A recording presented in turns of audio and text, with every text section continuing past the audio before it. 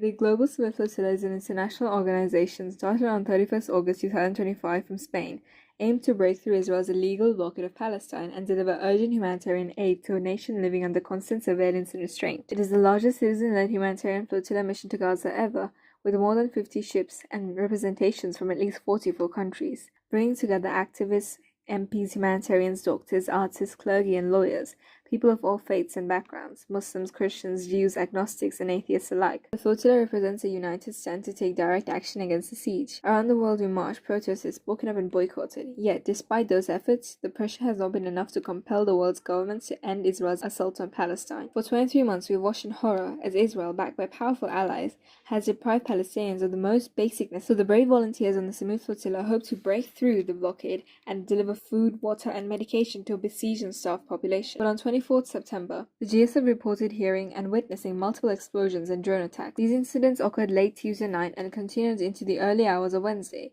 In a statement shared by the GSF, they confirmed unidentified objects were dropped, communications were jammed, and several disruptions were recorded. Wednesday midnight, Brazilian organizer Santiago Avila posted on Instagram that a total of 10 attacks had taken place. He reported that multiple boats were targeted with sound bombs and explosive flares, and that suspected chemicals were sprayed over them. Despite these repeated attacks, the GSF pushed through and entered the final leg of the journey towards Gaza. Following the drone strikes, Italy deployed naval warships to serve as an escort, particularly along the stretches vulnerable to aerial harassment. According to reports, the escort continued until roughly 150 nautical miles from Gaza, at which point the Italian Navy seized its direct protection. Meanwhile, Spain announced it had deployed the patrol vessel Furo to assist with safeguarding the flotilla.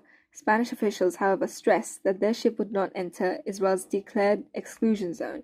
Together, these efforts provided cover for the flotilla of around 40 to 50 civilian boats, allowing it to continue towards Gaza. By the end of September, organizers confirmed that the flotilla was entering the high-risk zone, where the threat of drone harassment, interceptions, and naval blockade was expected to be at its peak. On October 1st, activists reported that Israeli naval forces began intercepting the flotilla as it approached Gaza.